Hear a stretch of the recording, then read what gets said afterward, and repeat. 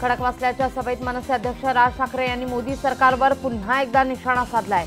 मोदी सरकारच्या काळात वाढलेली गुन्हेगारी, दलितांवरील अत्याचार, गोरक्षकांची मुजोरी, सीमेवरचे वाढते हल्ले अशा अनेक मुद्द्यांवर राज ठाकरे यांनी लक्ष केले आहे। राज यांनी मागच्या 5 वर्षात देशात दलित बांधवांवर अत्याचार झाले त्याबद्दल मोदी तुम्ही का बोलत नाही असा सवालही उपस्थित केला आहे। या सभेत राज ठाकरे यांनी 2017 आणि 18 मधले क्राईम रिपोर्ट मोदी सरकारने दाबून ठेवल्याचा सनसनाटी आरोप केलाय। तसंच निवडणुका जिंकण्याकरता मोदी जातीचा काळ पुढे करत असल्याचा आरोपही त्यांनी केलाय। काश्मीरमध्ये एका प्रकरणात जनावरांवर खटले भरण्यावरून राज यांनी मोदींवर चांगलाच निशाणा साधला। जनावरांवर खटले तर भरलेच पण त्याच जाहीर समर्थन मोदींनी भर सभेत केलेलं आहे असंही राज म्हणतात। दरम्यान गेल्या 5 वर्षांपूर्वी जी स्वप्न दाखवली त्यावर बोलायला मोदी आता तयार नाहीयेत आणि त्यांना निवडणुकीचा प्रचार दुसरीकडे न्यायचा आहे असंही राज ठाकरे यांनी आरोप केलाय। त्यासाठीच कधी जवानांच्या तर कधी जातीच्या नावाने ते मत मागतात अशी टीका राज ठाकरे यांनी केली आहे। या सभेत राज यांनी पंतप्रधानांच्या योजनांचाही उल्लेख केलाय। स्वच्छ भारतच्या नावाखाली प्रचंड कर गोळा केला गेला पण त्याचा पैसा कुठे गेला असा सवाल राज यांनी उपस्थित केलाय। त्यामुळे खरंच भारत स्वच्छ झाला का अशा शब्दात राज यांनी पुन्हा एकदा मोदींवर टीका केली आहे। तर यावेळी राज ठाकरे यांनी त्यांच्या खास शैलीत योगाच्या मुद्द्यावरून टीका केली आहे। भाजपच्या मध्ये योगाचा झटका आलेला होता भाजपला आणि तेव्हा त्यात रामदेव बाबांच्या नादी लागून योगा दिवस साजरा केला अशी टीकाही त्यांनी केली आहे। पुण्याच्या सभेत टीका करताना राज यांनी आरबीआयच्या गव्हर्नरच्या मुद्द्यावर सुद्धा भाष्य केलंय। सरकारच्या दबावाला कंटाळून शेवटी उर्जित पटेल निघून गेले असंही राज ठाकरे म्हणतात। उद्धव ठाकरेंनी सिंधुदुर्गमध्ये भाजपचे प्रदेश चिटणीस राजन तेलींच्या निवासस्थानी जाऊन भेट घेतली आहे। राजन तेलींनी नारायण राणेंसोबत शिवसेना सोडलेली होती। विनायक राऊत आणि भाजपमधील मतभेद टाळण्याकरता खुद्द उद्धव ठाकरेंनी तेलींची भेट घेतल्याचं कळतंय। रावेर लोकसभा मतदारसंघाच्या उमेदवार रक्षा खडसे आज दुपारी 1 वाजता यांची प्रचार सभा आयोजित करण्यात आली आहे आणि त्याकरता मुख्यमंत्री देवेंद्र फडणवीस, एकनाथ खडसे हे उपस्थित राहणार आहेत आणि त्याआधी मुख्यमंत्र्यांची जळगावमधील अमनेर इथं दुपारी 12 वाजता सभा होणार आहे। जालन्यात रावसाहेब दानवेंच्या प्रचारासाठी अमित शहा जालन्यात आले होते आणि यावेळी त्यांनी चौफेर फटकेबाजी केली आहे। त्यांनी काँग्रेसच्या गरिबी हटावच्या घोषणेचा चांगला समाचार घेतलाय। गोव्यात भाजपनं लोकसभा आणि विधानसभा पोटनिवडणुकीच्या प्रचाराकरता महाराष्ट्रातील स्टार प्रचारकांना उतरवलंय। मुख्यमंत्र्यांनी फोंडा वास्को इथं सभा घेतल्या। राहुल गांधींच्या सभा म्हणजे काल्पनिक कथा आहेत असं यावेळी ते म्हणतात। आदित्य ठाकरे शिर्डीचे उमेदवार सदाशिव लोखंडे यांच्या प्रचाराकरता सभा आयोजित करण्यात आलेली होती। शिर्डीत येताच आदित्य ठाकरे यांनी साईंचं दर्शन घेतलं आणि मग ते सभेसाठी रवाना झाले। शिर्डी लोकसभा मतदारसंघातील महायुतीचे उमेदवार सदाशिव लोखंडे यांच्या प्रचारार्थ कोपरगावमध्ये जाहीर सभेचं आयोजन करण्यात आलं होतं। यावेळी आदित्य ठाकरेंनी राहुल गांधी पंतप्रधान झाले तर देशाचं कार्टून नेटवर्क होईल असं म्हणाले। रावेर लोकसभेच्या उमेदवार रक्षा खडसे प्रचारानिमित्तानं जात असताना रस्त्यात एका युवकाचा अपघात झाला होता। यावेळी त्यांनी थांबून जखमी युवकाला स्वतःच्या गाडीतून दवाखान्यात दाखल केले। सध्याचे भाजपचं सरकार हे आधुनिक घाशीराम कोतवाल आहे। या आरएसएस आणि उद्योजकांनी नेमलेल्या या अत्याचारी कोतवालांना जनता संपवल्याशिवाय राहणार नाही अशी टीका सामाजिक आणि श्रमिक मुक्ती दलाचे नेते कॉम्रेड भारत पाटणकर यांनी केली आहे। इंदापूर तालुक्यातल्या भिगवण इथल्या सभेत राष्ट्रवादी काँग्रेसचे नेते अजित पवार आणि माजी सहकार मंत्री हर्षवर्धन पाटील हे 2 नेते सुप्रिया सुळे यांच्या प्रचारासाठी एकाच व्यासपीठावर आले। त्यांच्यासोबत इंदापूरचे आमदार दत्तात्रय भरणेही उपस्थित होते। देशात मागच्या 5 वर्षात द्वेषाचं राजकारण पाहायला मिळालं असल्याचा उत्तर मुंबईतल्या काँग्रेस उमेदवार उर्मिला मातोंडकर यांचा आरोप आहे। भाजपनं केलेल्या टीकेनंतर मला हिंदुत्व शिकवण्याची गरज नसल्याचं प्रत्युत्तर उर्मिला मातोंडकरांनी दिलंय। उस्मानाबादमध्ये शिवसेनेचे विद्यमान खासदार रवींद्र गायकवाड राष्ट्रवादी काँग्रेसचा प्रचार करत असल्याची चर्चा सुरू होती आणि त्यामुळे शहरातील भोसले हायस्कूल परिसरात आमने सामने आल्यावर शिवसैनिक आणि रवींद्र गायकवाड यांच्यात बाचाबाची झाली। रायगडमध्ये मुख्यमंत्री देवेंद्र फडणवीस यांनी सुनील तटकरे यांच्यावर हल्ला चढवलाय। मुख्यमंत्र्यांनी यावेळी कॅप्टननंच माघार घेतली तर तटकरे किस खेत की मुली है असं जाहीर टीका करताना म्हटलंय। लोकसभा निवडणुकीच्या पार्श्वभूमीवर राष्ट्रवादीचे नेते जितेंद्र आव्हाड यांनी मोदींना टार्गेट करण्याकरता चक्क गाणं तयार केलंय। सावन का महिना या जुन्या गाण्याचे बोल बदलत विडंबनात्मक आव्हाडांनी हे गाणं तयार केलंय। मतदानाचा दुसरा टप्पा काल पार पडला। मतमोजणीच्या ताज्या आकडेवारीनुसार देशात 66.87% तर राज्यामध्ये 61.50% मतदान पार पडलंय। सर्वाधिक मतदान पुदुचेरीत झालंय। नांदेड जिल्ह्यातल्या बोळसा गावात रात्री उशिरापर्यंत मतदान सुरू होतं। उमरी तालुक्यात हे गाव आहे। ईव्हीएम मध्ये तांत्रिक बिघाड झाल्यामुळे मतदान लांबलंय। देशभरात 95 ठिकाणी तर राज्यात 10 ठिकाणी मतदान पार पडलं। सकाळपासून मतदान केंद्रावर मोठ्या रांगा लावल्या होत्या। भर उन्हातही अनेक जागरूक मतदारांनी बाहेर पडून लोकशाही बळकट करण्याकरता कर्तव्य बजावलंय। बीडमध्ये विधान परिषदेचे विरोधी पक्षनेते धनंजय मुंडे यांनी मतदान केलं। परळीमध्ये त्यांनी सहकुटुंब आपला हक्क बजावलाय। अमरावतीमध्ये महाआघाडीच्या उमेदवार नवनीत राणा विरोधात शिवसेनेचे आनंदराव अडसूळ अशी लढत आहे। त्यांनीही मतदानाचा हक्क बजावलाय।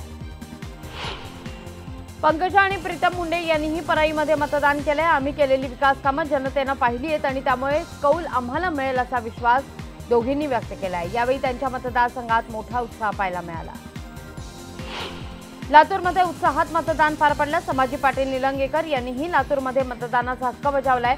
मतदान केंद्रावर मतदार राजाच्या मोठ्या रांगा लागलेल्या काल दिसल्या। नांदेडमध्ये उत्साहात मतदान पार पडलं। नांदेडमधून काँग्रेसकडून अशोक चव्हाण रिंगणात होते। त्यांनीही यावेळी आपल्या मतदानाचा हक्क बजावलाय। बुलढाणा लोकसभा मतदारसंघाचे महाआघाडीचे उमेदवार डॉक्टर राजेंद्र शिंगणे यांनी त्यांच्या मूळ गावी म्हणजेच शेंदुरजन इथं सहकुटुंब मतदानाचा हक्क बजावलेला आहे। शिंगणे यांनी सकाळी शेगावच्या गजानन महाराजांचं दर्शन घेतलं आणि मतदारसंघातील परिस्थिती पाहत आपलं मूळ गाव गाठलं आणि मतदान केलं। राष्ट्रीय स्वयंसेवक संघाचे सरकार्यवाहक दत्ताजी होसबळे यांनी मतदानाचा हक्क बजावलाय। अमरावतीत 2000 मतदान केंद्रांवर मतदान पार पडलं। यावेळी पहिल्यांदा सखी मतदान केंद्राची संकल्पना काही मतदान केंद्रावर राबवण्यात आली होती। गर्ल्स हायस्कूलच्या मतदान केंद्रावर पहिल्यांदाच फोटो पॉइंट तयार करण्यात आला होता। हिंगोली लोकसभा मतदारसंघात मतदान प्रक्रिया पार पडली। अनेक मतदारांमध्ये मतदानाकरता उत्साह दिसून आला। सर्वात जास्त उत्साह पहिल्यांदा मतदान करणाऱ्या मतदारांमध्ये होता। अमरावती जिल्ह्यातल्या निम्नपेढी नदी प्रकल्पग्रस्त असलेल्या भातुकली तालुक्यातील गोफगव्हाण या गावातील 526 प्रकल्पग्रस्त गावकऱ्यांनी मतदानावर पूर्णतः बहिष्कार टाकला। त्यामुळे या गावकऱ्यांच्या एकतेपुढे निवडणूक विभागाला सुद्धा दिवसभर हतबलता स्वीकारावी लागली। जालन्यात सुद्धा घनसावंगी तालुक्यातल्या बापकळ या गावच्या ग्रामस्थांनी मतदानावर बहिष्कार टाकलाय। यावेळी गावातील एकूण 747 मतदान असून गावातील फक्त 2 लोकांनी मतदान केलंय। लातूरमधल्या औसा तालुक्यातील एका तरुण शेतकऱ्यानं घोड्यावरून मतदान केंद्रावर येऊन मतदानाचा हक्क बजावलाय। मतदान संपण्यासाठी अखेरचे काही क्षण शिल्लक असताना या तरुणानं घोड्यावरून येत मतदान केलंय आणि सगळ्यांनाच आश्चर्य दिलंय। सोलापूर विधान परिषदेचे आमदार प्रशांत परिचारक यांनी कुटुंबियांसह खर्डीमध्ये मतदानाचा हक्क बजावला। नुकतंच साताऱ्यात मनसे अध्यक्ष राज ठाकरे यांनी भर सभेत परिचारक यांच्यावर सैनिकांबद्दल केलेल्या वक्तव्यावर सडकून टीका केली होती। नांदेडमध्ये मतदानाला सुरुवात झाली होती आणि यावेळी नांदेडमधल्या कौठा इथल्या जिल्हा परिषद शाळेत पहिलं मत एका नवरदेवाने केलेलं आहे। गणेश माने या युवकाचं लग्न होतं आणि पहिल्यांदा मात्र मतदान त्यानं केलं आणि त्यानंतर लग्न मंडपात दाखल झाला। अमरावती जिल्ह्यात सुद्धा मोसरी या ठिकाणी नवरदेव दिनेश शेळके या नवरदेवाचा विवाह पार पडला। विवाहाच्या दिवशी अतिशय व्यस्त दिवस असताना सुद्धा मतदान केंद्रावर रांगेत उभं राहून सकाळीच मतदान केलं आणि त्यानंतर विवाहस्थळ गाठलंय। आसोल्याच्या कडूची पासरणे या नवरदेवानं लग्नापूर्वी मतदानाचं राष्ट्रीय कर्तव्य पार केलंय आणि यावेळी देशाला सक्षम करण्याकरता सगळ्यांनी मतदान करावं असं आवाहन केलंय। दक्षिण मध्य मुंबईचे महाआघाडीचे उमेदवार एकनाथ खडसे यांनी चेंबूर पश्चिमेला रॅली काढलेली आहे। माफ करा, एकनाथ गायकवाड यांनी ही रॅली काढली आणि या रॅलीत मनसेचे सुद्धा काही कार्यकर्ते सहभागी झालेले दिसले। कल्याण लोकसभेचे राष्ट्रवादीचे उमेदवार बाबाजी पाटील आणि माजी मंत्री गणेश नाईक यांनी डोंबिवलीत सर्वपक्षीय पदाधिकाऱ्यांच्या भेटीगाठी करत प्रचार केलाय। विशेष म्हणजे या शिवसेना, भाजप, मनसे आणि काँग्रेसमधील स्थानिक नेत्यांचा सहभाग होता।